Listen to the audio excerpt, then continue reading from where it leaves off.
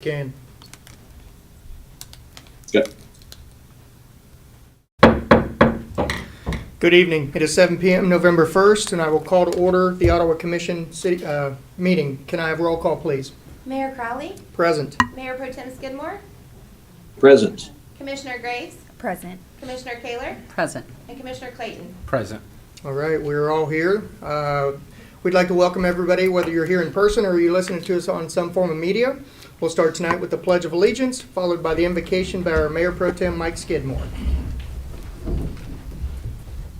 I pledge allegiance to the flag of the United States of America and to the republic for which it stands, one nation, under God, indivisible, with liberty and justice for all. Let me start by reading Psalm 34:18. It goes like this. The Lord is close to the brokenhearted. He rescues those whose spirits are crushed. Let's pray. Father, tonight we do have spirits of crushed. We lost a citizen here in town, a worker. We just pray for an extra measure of your presence and your love and compassion on the Piper family as they suffer this loss in many, many days ahead, to give them the strength to endure. Lord, as we look over the agenda items tonight too, we give you thanks that you do give us wisdom when we ask for it, and you do give it liberally. Anytime we need direction or guidance, you are there, always ready to give. And so we thank you for that part of your character to help us. And Lord, we also give you thanks for all of our city workers and their dedication to make our city a better place. So we give you thanks for each one of them. We ask you to bless each of them and their respective families. We just ask for your guidance tonight as we go about our business. In Christ's name we pray. Amen.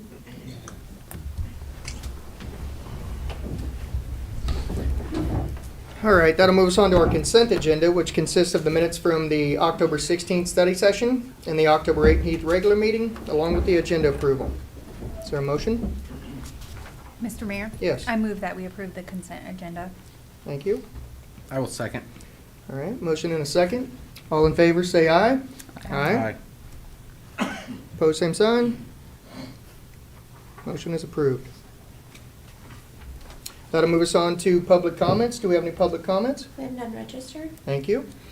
All right, our declaration. At this time, I'd like to give the commissioners a chance to declare any conflict or communication they've had that might influence their ability to consider today's issues impartially. Hearing none, we'll move on to new business. Item A. Presentation of proclamation recognizing November as Native American Heritage Month. This proclamation honors and celebrates the contributions of Native Americans to the nation's social, cultural, and political history. Anastasia Dixon Stwyer and Donald Anderson from Ottawa University will accept the proclamation, and it will be read by Commissioner Graves. The proclamation reads as follows. Whereas the city of Ottawa, Kansas is proud to acknowledge and celebrate the rich and diverse cultures, histories, and contributions of Native Americans, both past and present. And whereas the city of Ottawa recognizes the importance of honoring the indigenous peoples of this land and the enduring impact of their traditions, languages, and customs. And whereas Native Americans were the first to create cities, domesticate crops, and establish great civilizations in the Americas. And whereas the state of Kansas is historically home to many Native nations, including the Ottawa, Osage, Kansas, Miami, Delaware, Lenape, and Pawnee, and many other nations utilized the lands currently within and surrounding Franklin County and the city of Ottawa as their hunting grounds. And whereas Kansas is the current home to 4 federally recognized Native nations, the Prairie Band Potawatomi, the Kickapoo Tribe of Kansas, the Iowa Tribe of Kansas and Nebraska, and the Sac and Fox Nation of Missouri in Kansas and Nebraska. And whereas the Ottawa Nation, after whom our city is named, holds a special place in our community's history, and we acknowledge their heritage and presence in our region. And whereas Native American Heritage Month provides an opportunity for all our residents to learn about and appreciate the invaluable contributions of Native American peoples to our nation's social, cultural, and political tapestry. And whereas we are committed to fostering understanding, respect, and collaboration among all residents and communities within the city of Ottawa. Now, therefore, The governing body of the City of Ottawa, Kansas does hereby proclaim November 2023 to be Native American Heritage Month in Ottawa, Kansas, and urges all residents to take part in activities, events, and educational opportunities that celebrate Native American heritage and promote cross-cultural awareness. Signed this first day of November 2023 by our Mayor, Eric Crowley. Thank you. Would you like to come on up? I'll bring this down to you. Go for a second, then you walk. There you go. Let's get a couple pictures. Would either of you like to say anything? I'll let her talk. Yep. Thank you. Okay. Bonjour. Anastasia Stwyer Indigenagas, Joplin, Missouri, and Donjaba Nigigondondom. My name is Anastasia Dixon Stwyer. I am from Joplin, Missouri, and I am a member of the Ottawa Tribe of Oklahoma, and I am the daughter of Chief Kalisha Dixon of the Ottawa Tribe of Oklahoma.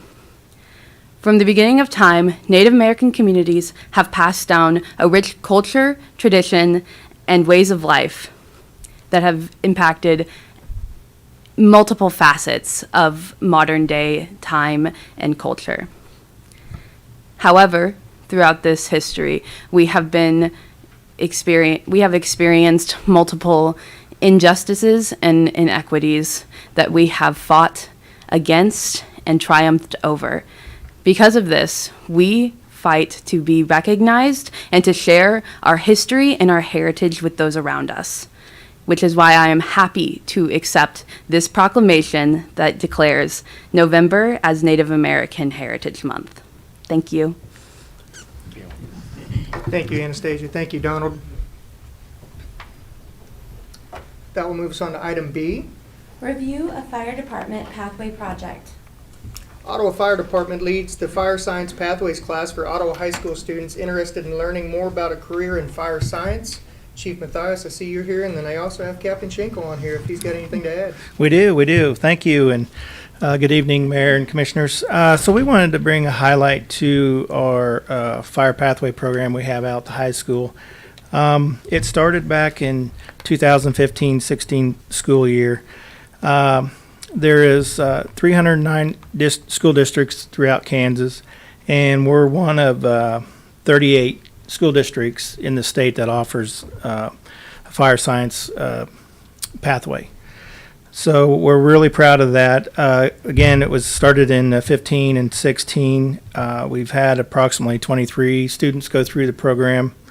We've hired one full-time, and we have one as a volunteer, and maybe another one coming up out of this current class we have. 9 have went on to other emergency services throughout the county and the region. So we're very proud of what the program presents, and it does a good job. And some folks, we always get some that are just gung-ho. We know that they're going to end up in a fire service somewhere. And I think this, this program is good for the folks that maybe they don't know what they want to do. They like the bells and whistles and the lights and sirens, but this really shows them what it's all about to be in the fire service. I got a little bit of PowerPoint here, and so we haven't, let's go back to the first slide, please.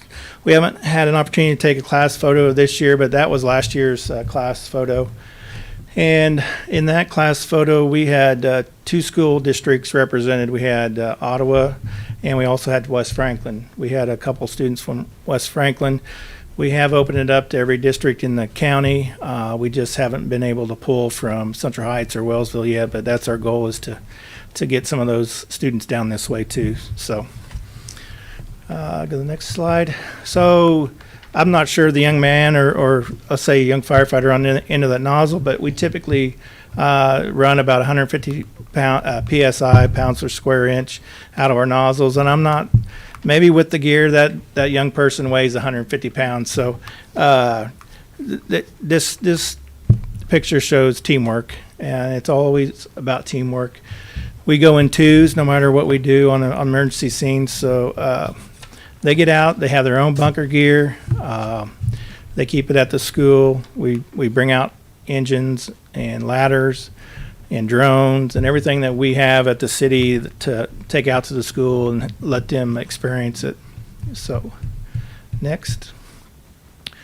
And this is just another picture of some of the stuff we do with them. That firefighter there is testing the water out of the hydrant there at the high school. So it's not all fire and all the fun stuff. So next. So this firefighter is using a prop that we built. We have quite a few props that we built over the years that are good training props, and it saves us money from purchasing them.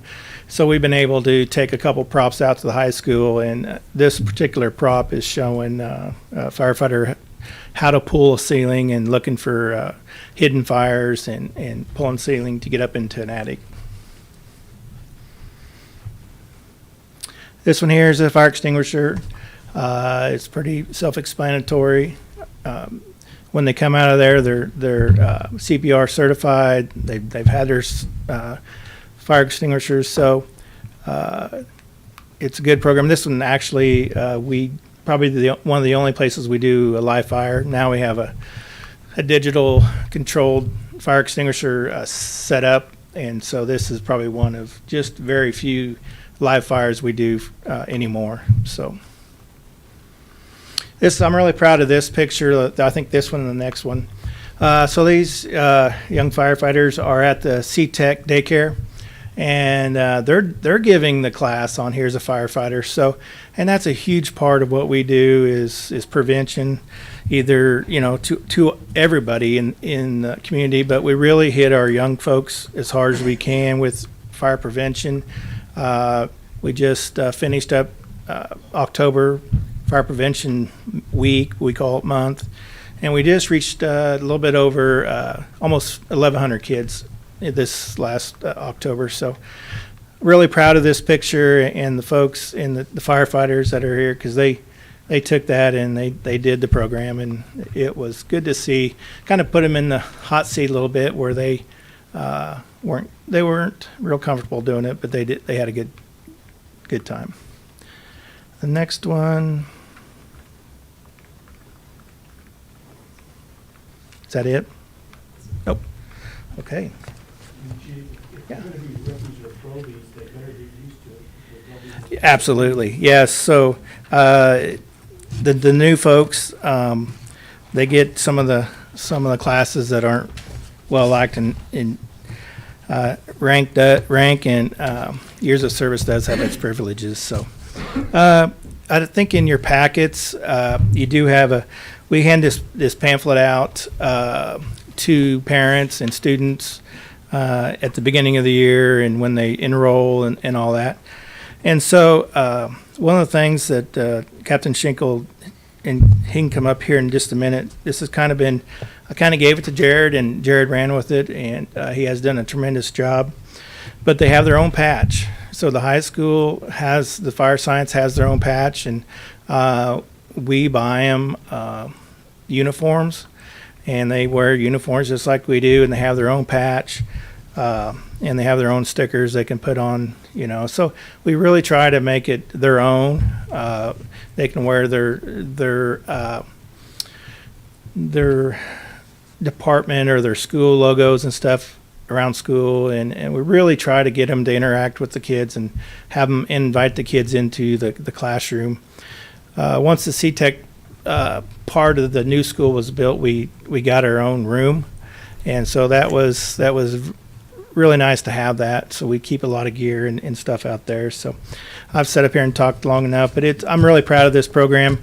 It hasn't been all roses for sure. One of the things that we fight is staffing on teaching. Currently, we have on-duty folks do the teaching, and there's just times where we have calls, and it just we'd really like to get somebody full-time out there and expand the program, but that takes time and effort and all that. So I'm going to have Jared come up, Captain Schinkel, and have him say a few words. Always have to lower these down every time. I don't know why. Right. The thing goes up and down. Hey, even Podium. better. Okay, well. It's all right. One of the main reasons that we started this program is we've noticed over the several years that I've been in the fire service, when I first started, we had over 50 applicants for my position.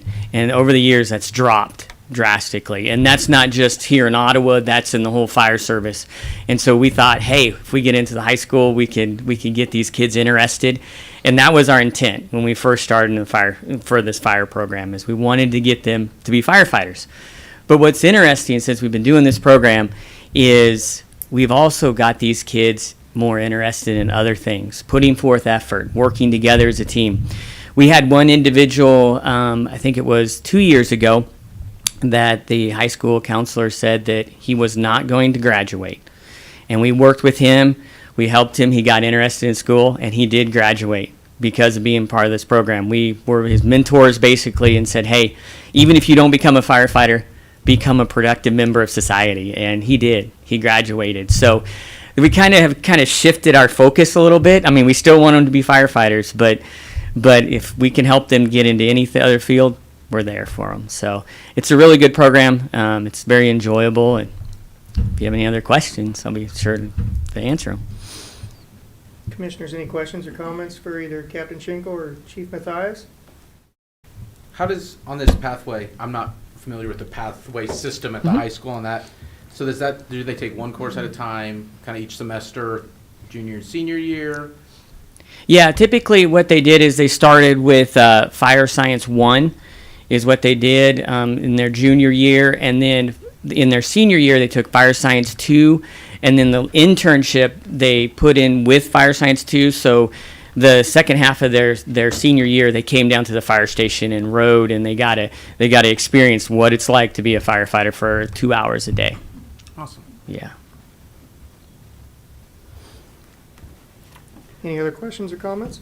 I just want to say thank you to you guys for offering that to the students. And I've put on all the gear before just in an attempt to see what it was like, and I could barely move, and I tried to go up my stairs pretty quickly to see, how that felt, and I thought I was going to die. So, and then also the feeling of kind of when you put the mask on right before the oxygen kicks on, I'm out like right there. So thank you very much for mentoring our students.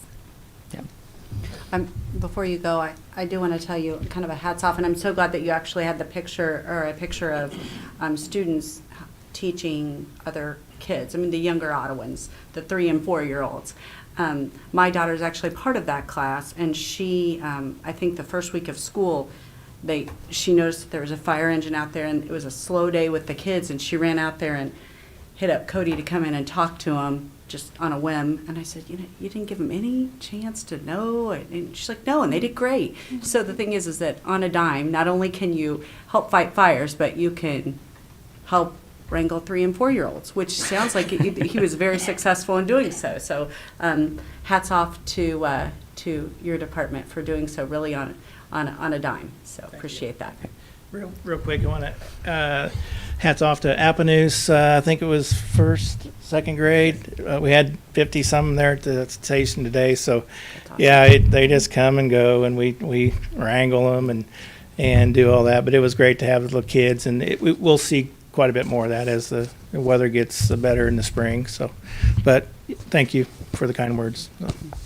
Chief Matthias and Captain Schenkel, thank you both for what you do for our town, and certainly what you do for these kids. Don't take all those kids, though. I need some electricians also. So, and Chief, I'm sure you need some officers too. So, thank you. All right, that'll move us on to item C. Review of capital improvement plan projects. We'll receive the report for the 2023 and 2024 capital improvement project from our city manager. Good evening. Good evening, Mayor and City Commission. And I would like to start off by thanking our Finance Department, Melanie and Brianna, and I don't want to leave anyone out, so I hate it when I start going down the list of names, and also our department directors and our city superintendents for working to complete an integrated project tracking system that's still a work in progress as we look to evolve and grow as an organization. Now, within your agenda packets, we included an attachment that's essentially a page and a half summary of the master project, and then also includes in the bottom third the upcoming projects for the 2024 fiscal year. And that's kind of a good summary as far as what the project is, what's occurred the last 30 days, what is anticipated or planned for the next 30 days, and what is the status currently, as well as the budget percent expended and our anticipated or expected completion date. So again, it's supposed to be at a glance. And then what we'll present in these slides is just a brief overview with some photos and a current project status that is, again, just a summary, no line item stuff, but breaks it down by both construction contingency and the design and engineering portions as well, and then includes that project update on that same slide that's contained within the first 30, last 30 on your master summary sheet. Next slide, please. And this will be an update on our completed project, the OMA sign. And of course, that's a completed project now, and you can see it lit up this evening, announcing our upcoming concert this weekend, as well as the upcoming comedy night on November 19th. Next slide, please. Oh, sorry. On that go remaining ahead. money to be spent, is that money we still is owed to someone, or is that money that the project is complete and we are no longer? Go ahead, Melanie. But So there's a little of a delay between the time that we update the spreadsheet and the time that payments are made, and literally that payment was made this week. Okay. And this was updated last week. Okay. So, I- yes, so in some of this, you will see it might say completed, but there's still money remaining to be spent, and that's why, because we're making final payments Okay. on this project. I was just excited. I was like, we got it. Oh, yes. No, sorry. No, you're fine. And yeah, in fact, she answered the same question when we went through on our weekly. I was like, oh. The next item is the remodel, and you can see the kind of the boardroom or meeting room on the left-hand side with the beautiful paint and the picture of our World War I veterans for our community. And kind of very fitting image as we approach Veterans Day coming up, which obviously is from their time and the intent and creation of the Memorial Auditorium in 1919. And then you can see the view from the stage for the audience in the balconies. So it certainly does look better than the Austin Powers 1970s outfit and carpeting and fixtures that we had. So we anticipate, of course, this is essentially completed, and we've got a few loose ends and final invoices to come in, so that's why you're seeing that difference there. Next slide, please, and that'll be our City Hall security improvements page, which showing that we're still early in development, and we've got the contract turned around and signed, and anticipating a project planning kickoff here within the next 2 weeks. And then we've received the final report for our comprehensive fire department, or as I like to say, Fire Department Ottawa, not the OFD, but the FDO. And so we're anticipating scheduling a presentation from the consultant on that item. I sent those dates out today, and we're waiting to hear back, but it'll be sometime in November to the first half of December. Our pay compensation study is, I would say, 95% complete, and we hope to have that presented to you at the December 4th study session from the consultant. And then we have our Law Enforcement Center exterior stabilization. It's essentially re-roofing and doing some flashing and small drainage improvements along the building, but not on the actual surface. And so that's currently underway, and that will go pretty much from 0 to 100% because it's anticipated that once it's dry, we'll have it completed within the next 2 weeks. However, I will say that Chief hosted the pre-construction conference, and then we proceeded within a week to have all of our rain. So we can thank him for that because we still are in an extreme drought, but it certainly improved. We've got our taxiway reconstruction, and currently that's in the design phase, and this is a KDOT grant, and we also have that airport fund, and so the KDOT grant is an 80-20, and then if it's an FAA project, it's a 90-10. So again, leveraging additional grant monies to make improvements, and this is something that I know Director Hafley has been working on and providing updates to the airport board, and we'll have a future presentation on the capital improvement program for the airport with its master plan. And this is the fitness court at Kansas Park, which again, this was almost entirely, I would say, probably 98% grant funded, and would like to thank our city clerk, Melissa Reed, for her work on writing the grants and pursuing outside dollars for another Ottawa public improvement. So thank you, Melissa. And this is the 1200 block of Maple, and you can see that that's complete. And so we anticipate additional invoices coming in as that's now been completed with the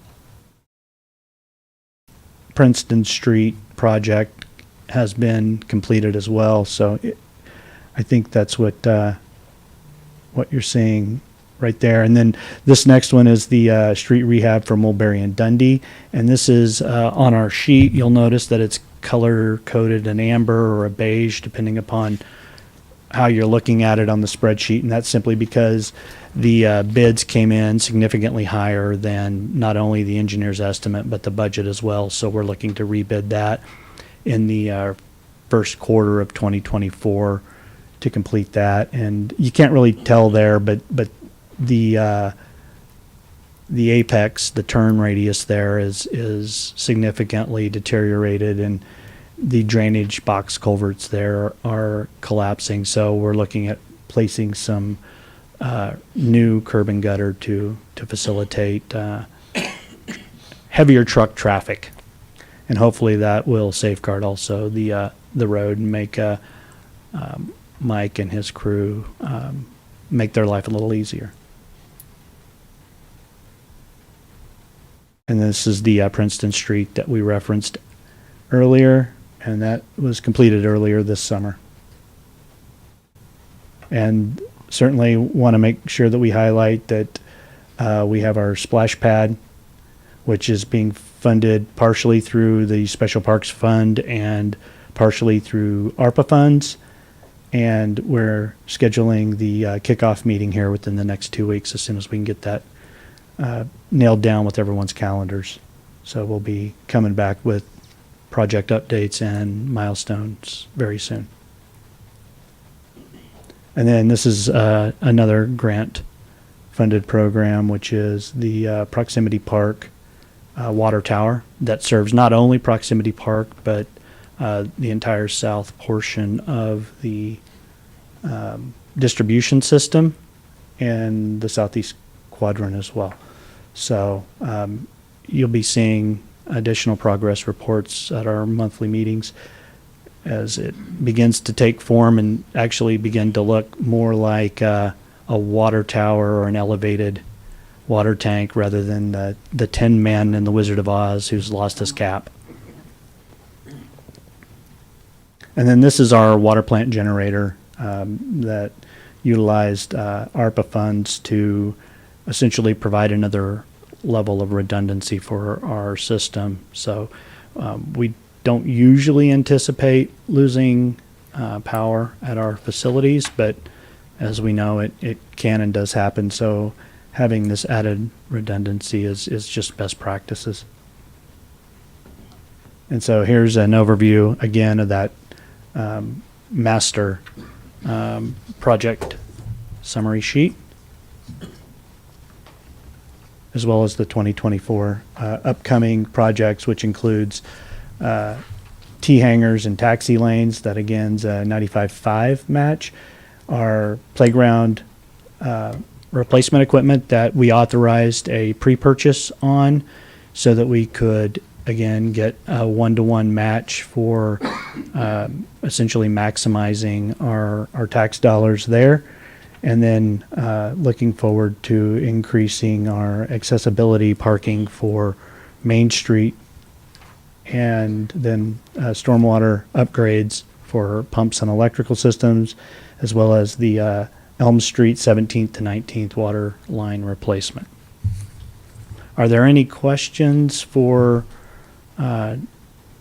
any of city staff on these projects, and specifically the departments themselves?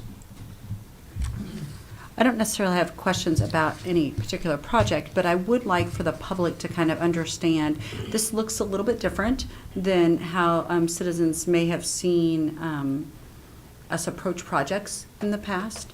And so can you give just a 30-second kind of overview on your approach on how this is going to look different for citizens in the future? Right. It's all part of a strategic alignment process that ultimately, as we move throughout the next 2 years or so, we'll begin community engagement for a vision plan and ascertaining what amenities the citizens would like to see, both things that we as their local unit of government can directly influence, and also the aspects that we can support but we don't necessarily have control over, because that all goes part and parcel to placemaking and things that are outside of again, local unit of government. And so what we would like to do from there then is establish some benchmarks and goals and how we can deliver services and projects and programming, which again helps you, our elected officials, to prioritize, because within the plan it outlines what they want to see achieved, because it's not city staff's plan, it's not the city commission's plan, it's a neutral professional who's familiar with this and does these things with the public for local units of government to conduct focus groups and establish those priorities where, yes, the commission, the planning commission, citizen boards are a part of that focus group, but only one of many. City staff is one of many, mainly in helping to outline and communicate more procedural processes and budgetary type items, not setting parameters or caps, but simply trying to, for realistic timeline measures and things like that, where we would work closely with bond counsel. And then from there, that's where you start to hold us accountable, because we're presenting these to you, you're saying what you want to see, and we go through and begin those implementations. And within that, we have our own internal processes that we review regularly, and then we communicate that with you monthly in slideshows that are very similar to this. And within that, we also then coordinate our own individual development plans, and we define what our goals and expectations are for not only myself and our directors, but the superintendents, those team leaders, and the folks that are out there in all kinds of weather doing all kinds of great things for us and our neighbors. And so from that, then we come back and redefine it every year. And the main thing is that it allows us to, within the CIP process, The document is what we know we can fund, and then we have a someday maybe list. Because we do have to dream big, and it's all about making certain that our strategy is aligned to the day-to-day reality, and our day-to-day reality is relevant to the strategy that the commission and the community want to put forward. Kind of rambled on that, but it's a whole integrated You exceed your process. 30 seconds. So, yeah, my 3-minute timer is certainly going off. But- So, I mean, what I'm hearing you say is it's really about making the city accountable to projects and accountable to citizens, and because we are accountable to citizens every single day. And so not only will there be reports on project status, but there's reports on how the funding that's being utilized and where citizens can expect, holding us accountable to what we said we would do to help support and move our city forward. Fair? Yes, and that's ultimately what we want to do, is make sure we're delivering maybe not the exact outcome that everybody wants all the time, but it's that difficult process that it's transparent. Well, if there are no questions, You don't anticipate this being a one and done. You anticipate bringing this to us. monthly. Okay. Excellent. Thank you. So I noticed the water plant generator is trailered. Does that mean that it will be utilized elsewhere? Or is it just trailered temporarily and will be set on a pad eventually? It's trailered so that it can be utilized at 3 different water plant spots. Okay. It can be used at the river to get raw water out of the river. It can be used between the river and the water plant at the holding ponds to get water from there across the street to the plant itself. And then it can also be used to pump water from the plant to the towers and ultimately to your home. That's kind of what I was hoping you'd say, so, great, thank you. Commissioners, any other questions or comments for our city manager? If not, we'll move on to your comments. Yes. Just an update on the MOU that our city attorney, who could not be here with us this evening, we're having that circulated tomorrow or Friday, so that'll be out sometime next week. Also want to highlight that we'll have some neighborhood revitalization program considerations for you here soon. We have 2 different batches. The first batch is 22 residences and 2 commercial, and then we have a second round that's following as well. And at that same time, later in November, sometime in early December, we'll have a presentation from Director Neese and his team on the kind of a review and discussion on the NRP, its programs, what its intended purposes is. Are we still delivering that? Do we need to look at amending that? Do we need to keep it the same? We've got a lot of turnover, and I think providing an overview of the process and making sure everyone's on the same page is just something that I think would help everyone as we move forward. And again, I mentioned previously that we'll have the fire department comprehensive plan presentation sometime in November, December, the first half of December at the latest. And then we have the pay plan presentation from the consultant planned, barring no flight delays, no flight scheduling issues, for the December 4th study session. So that concludes my report. Thank you. Thank you. Comments by city commissioners. Commissioner Graves? I have no comment. Commissioner Kaler? I want to circle back around to the fire department and bring something, just a little story to share. I really want to celebrate 2 of my godsons who live in Texas. And one of them graduated from firefighter school 2 days ago, 48 hours ago, actually just exactly at this time. And the really cool thing about that is that he received his certificate from his older brother, who is a firefighter in North Dallas.